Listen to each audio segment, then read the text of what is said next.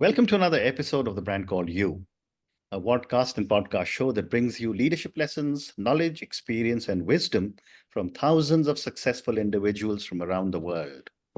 I'm your host, Ashutosh Garg, and today I'm delighted to welcome a communications guru from London, UK, Sally Pritchett. Sally, welcome to the show. Thank you so much for having me. Sally is the Chief Executive Officer and co-founder of Something Big, which is on a mission to make workplaces fairer, healthier, and happier by improving organizational communication.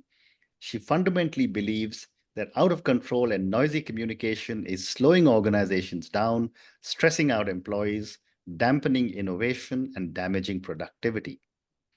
So, Sally, my first question, tell me about your journey and what was the inspiration to focus on organizational communication?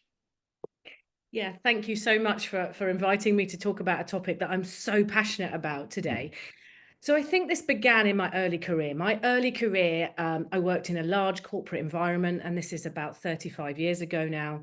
And I really enjoyed the work I did there. I thrived. I got promoted many times.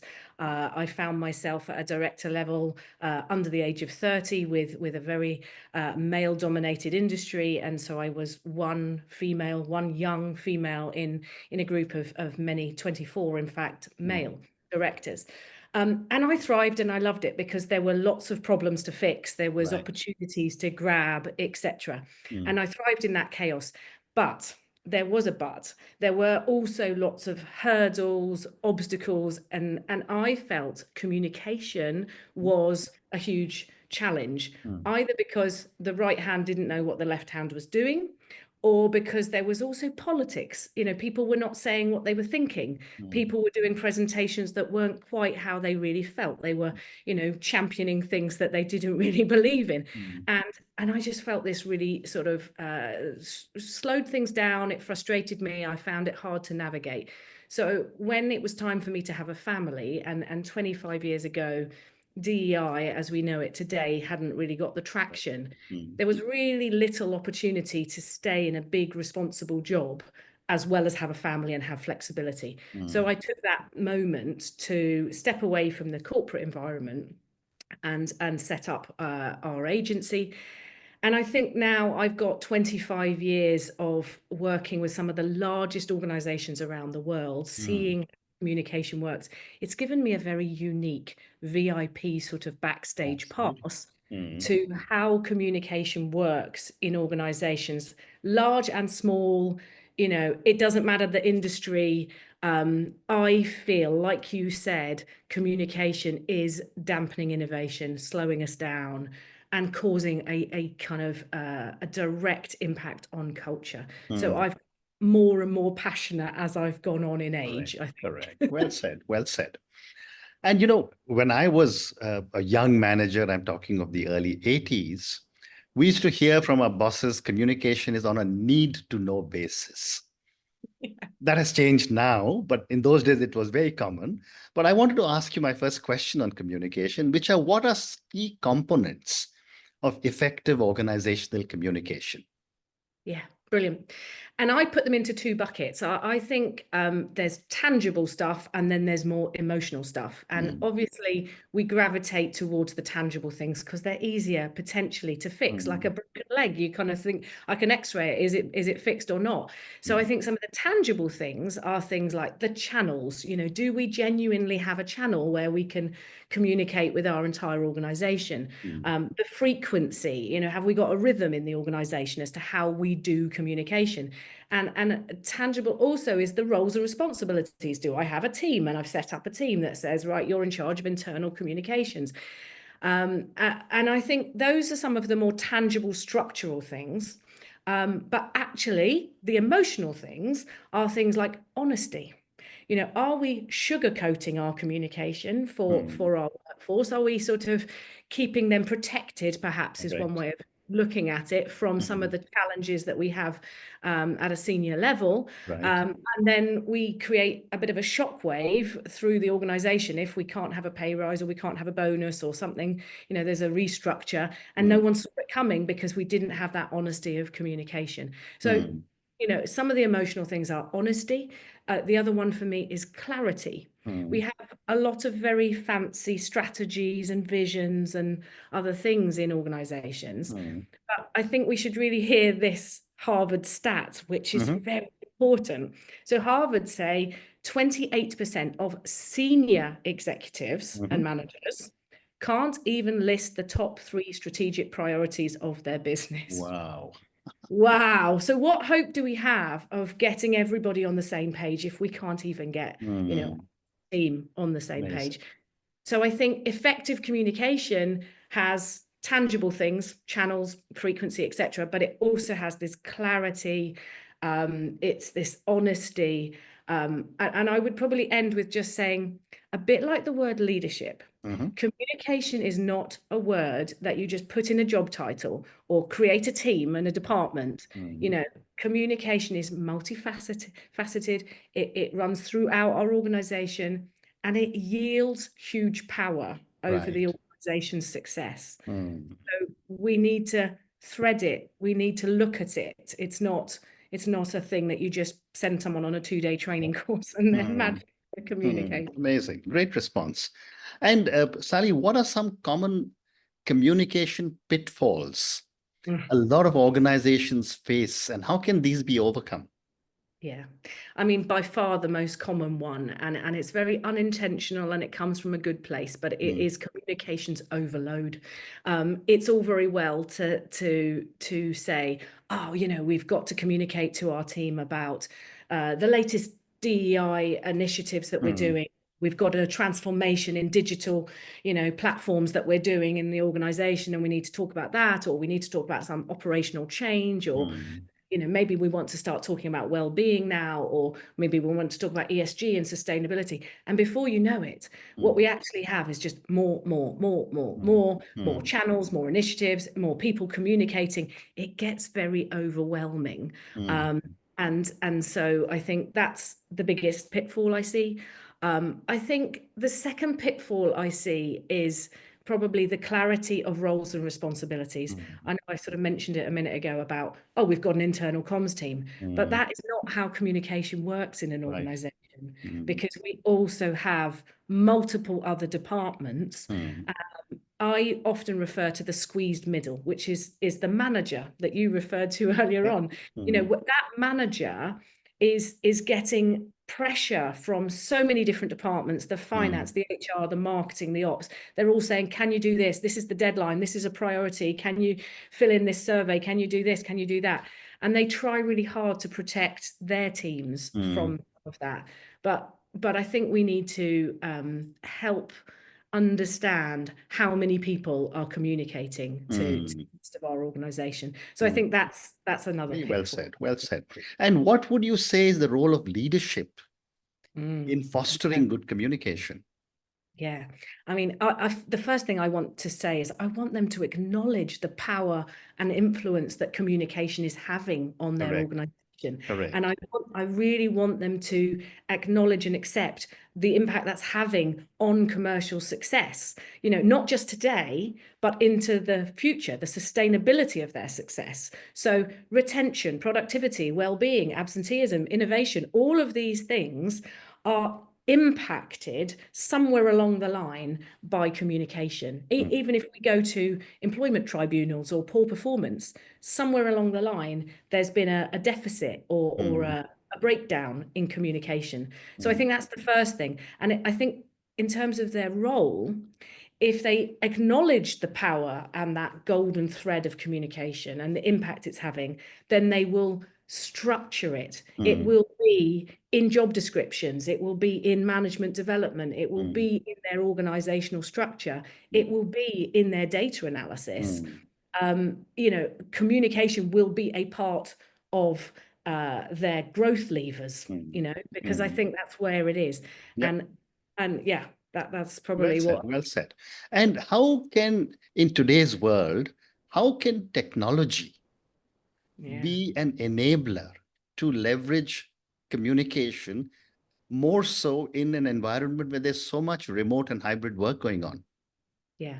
And we have to thank all the developers that worked behind sort of Microsoft, Google, and all the other platforms, because pre-pandemic, we did not have access to the kind of technology and True. platforms and the abilities that we have now. So I think it has, technology is massively helping us to make the world smaller. Global organizations are able to communicate far more easily, obviously hybrid and work from home and things like that. So it's got so much potential, and it's really a great thing when it's working well. But I think it's also adding to the more. So I think leadership and organizations need to consider, how can we do better rather than more.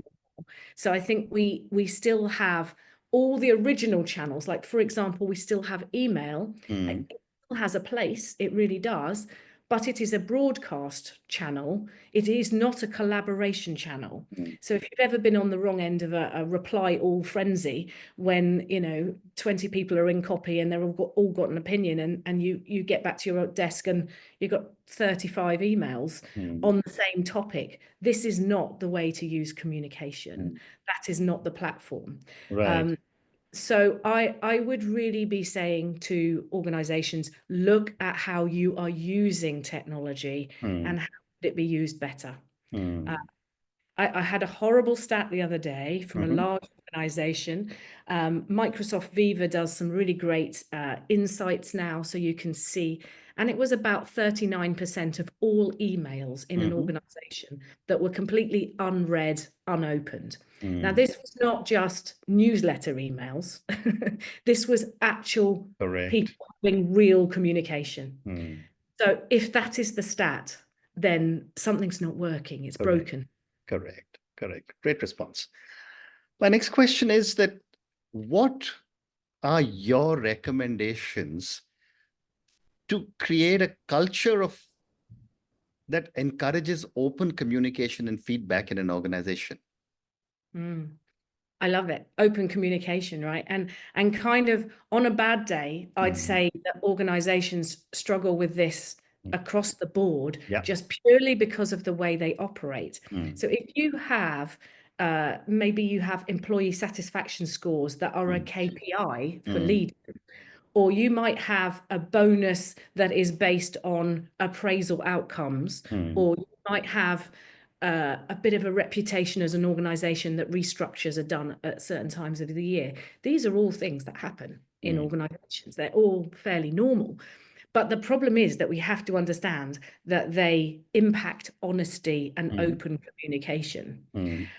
If we are looking for an organization that has a growth mindset, that, is failure is an acknowledged part of success, it's not career limiting, etc. If that is the culture we want, then my question is, chicken or egg? Does a great culture create psychological safety, and therefore the impact and outcome is open communication and feedback? Or does open and honest communication and feedback create psychological safety and therefore impact culture? My advice, if I may, is we start by creating an external survey for where they feel safe. And I say external because that is a more psychologically safe way to give that open feedback. And then I think you take that feedback and you work on a journey of trust from there. That is, and you like to say the word trust. I think trust and open feedback, that's very well said. Well said. Hand in hand. Thank you. In your experience, how does poor communication impact employee morale and productivity? Yeah. Well, you know how I'm going to answer this. I'm going to give you some real life examples that we all see. I would love to get examples. Yes. Yeah. So here we go. Let's have you sent an email to a colleague the other day, part of a project that they need to do something. 3 days later, they haven't responded. It's holding up the whole project. Your bonus is based on the success of this project. What you're going to do? You're going to chase. But you know what you're going to do? You're going to CC in their boss. So now you're frustrated. They're pretty miffed and mortified because you've brought their boss into it. The boss has had to stop what they're doing and get involved in a project that they probably didn't need to get involved in. No one's happy. It's a big old mess. And it's a mess because it's slowing down productivity. It's reducing everyone's morale. That is happening every day, every organization. I mean, another one would be, you do a day's work of back-to-back meetings. You've hardly even had a cup of coffee. You get to sort of 5:15. You've promised loads of people all these actions all day, and you think, right, I just need to get my head down now and have a quiet hour of catching up. You open your inbox, you've got 171 unread emails. 171, by the way, is the average that an employee is in an organization. You've got 24 or so unread Teams messages, missed phone calls, etc. Now, productivity, morale. Are you now going to be productive, or are you going to sit going through the 171 to figure out what you can ignore and what you actually need to do something with? How does your morale feel when you're plowing through this absolute overwhelm? So that's another example. The other example is you go to your annual appraisal. Your boss isn't really going to give you much feedback all year long because they're so busy themselves. You've kind of worked your bum off and thought, well, no news is good news. I must be doing fine. And then your boss starts saying, well, I was a bit disappointed about this, and XYZ colleague was frustrated on this project. And you're thinking, where's that come from? And that is a breakdown in communication. And so those are just great examples. But then now, since you give me such amazing examples for poor communication, I want to ask you a question which is on the other side. How can a creative communication contribute to innovation? Yeah, well, this is where I really get excited, because I believe creative communication is essentially using the techniques that we use in advertising. It's using insights and audiences and understanding our audiences and what's going to resonate. And it boils down a message into a sort of single-minded proposition message, and enables us to make a message get across in an impactful way that's going to resonate and make an action happen. If you think about every day you are on the receiving end of adverts, buy this car or buy this washing powder or whatever it is. And all of those adverts typically have a way, very cleverly, of standing out from their competitors, of making you feel like they get you and they understand your problems, and before you know it, you want to buy that car or powder or whatever it is. So creative communications, when we use that power and that well-known proven formula in the workplace with our employees, guess what? It has impact. It stands out. It brings them on the journey. I think it's a phenomenally powerful thing to do. Right. Well said. How can organizations measure the impact of improved communication on employee satisfaction and productivity? Well, this comes back to our satisfaction surveys from employees. Now, you can do internal ones, that's for sure. That's a great idea. But I do strongly recommend external platforms. And I think that when you're asking questions, do you understand the strategy of the business? Do you trust your leaders? Do you trust your manager? Are you kept informed? Are you getting feedback? Do you feel psychologically safe? When you're asking these kind of questions, you are getting the answer to how is communication working in your organization. And if people are telling you that they don't understand what the organization is trying to achieve, then you're getting an answer. And I sometimes work with organizations who say, yeah, but the survey doesn't work because we're only getting 25% of people filling it in. And I say, there's your answer. There is your answer. So yeah, there's a lot to be done there. But the answer is it's easy to measure. And would you have an interesting example of a company or an organization or a case study where improved communication led to tangible business results? Yeah, Absolutely, I do. Mm. So I work with the organization Great Place to Work. They're a global organization that run one of these external surveys. Mm-hmm. But what's wonderful, because they've been running it for sort of 20 plus years, there's a really great professor at the London School of Economics, LSE, called Alex Edmonds. He's been tracking two groups of organizations. One who is the best workplaces in the world, and this is based on employee feedback. So these are people who are saying, yes, I know what's expected of me. Yes, I trust my leadership, etc. And one group is the other group of sort of FTSE 100, etc. organizations. Now, what he's now demonstrated is that if you gave £1 to those two groups in 2001, the group of best workplaces would be now giving you £993, so nearly £1,000. If you look at the other control group, you'd be getting like 330. Okay. I think that's a pretty compelling argument. And when we now look at the organizations that are in that group of best workplaces, though the world's best workplaces, and I'm biased because I've worked with the one that's been ranked twice as the best workplace in the world, which is DHL. So DHL operate in 220 countries around the world. It's an amazingly distributed workforce. It's complex. 80% of their workforce are, you know, in lorries, in vans, in warehouses, so difficult to reach, right? But they are commercially thriving, and it is no coincidence to me that they're thriving, and yet they've invested in their culture, in their communications, and I think they're a great case study. You could Very well said. do worse by not looking at how they're doing it. Fantastic. Thank you. Time for two more questions for you. What lessons have you learned from working with diverse organizations when it comes to communication? Yeah. So my sentence here would be, great power comes great responsibility. So when you are responsible for communication, that is great power. And I would say, if we look at our lives in general, when communication is poor, it breaks down relationships. It could be starting wars. It could be losing elections. It could be, you know, starting divorces.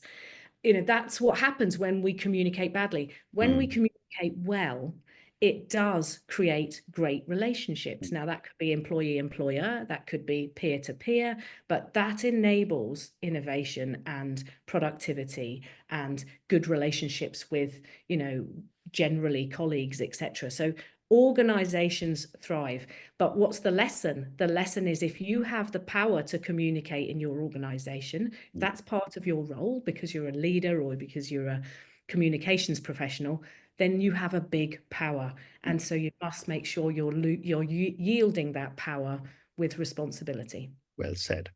And my last question to you, Sally, given the vast experience you have in communication, what emerging trends in communications do you see that leaders should be aware of? Yeah, this is a very easy answer. AI. You know, AI isn't just ChatGPT for anyone who thinks it is. It is thousands of new opportunities, many of which will be absolutely phenomenal for us. But many of which will not. And as Mo Gawdat from Google, ex-Google, says, you know, will good people do great things with it? Yes, they will. Will bad people do bad things with it? Yes, they will. So maybe it will be unintentional, but will organizations use AI in the wrong way? Yeah, I think they might. And probably my final sentence with that would be, just because you can doesn't mean you should. Correct. On Absolutely. everything. I mean, And that's been communicated loud and clear. Yeah. But Sally, on that note, thank you so much for speaking to me about your own journey. Thank you for speaking to me about communication. I think it's such a critical aspect of our work life, of our family life, of our interpersonal relations, of our relationships with friends, because communication, as I used to learn, is always two-way, because they say, you know, you're speaking, but is the other person listening? We spoke about some amazing thoughts that you had about some of the communication pitfalls. We spoke about some of the components of an effective communication. We spoke about how technology can be used. We spoke about building a culture of a good communication. You gave me some amazing anecdotes about companies that didn't work, and you gave me a fascinating story of a company that did work. And I'm sure the fact that you worked with an organization like DHL, which has been such a powerful, you know, place to work for, and in the rated right on top, I think that really stands you in very good stead. You also gave me an example of Alex Edmonds, who I have interviewed on my program, not once but twice.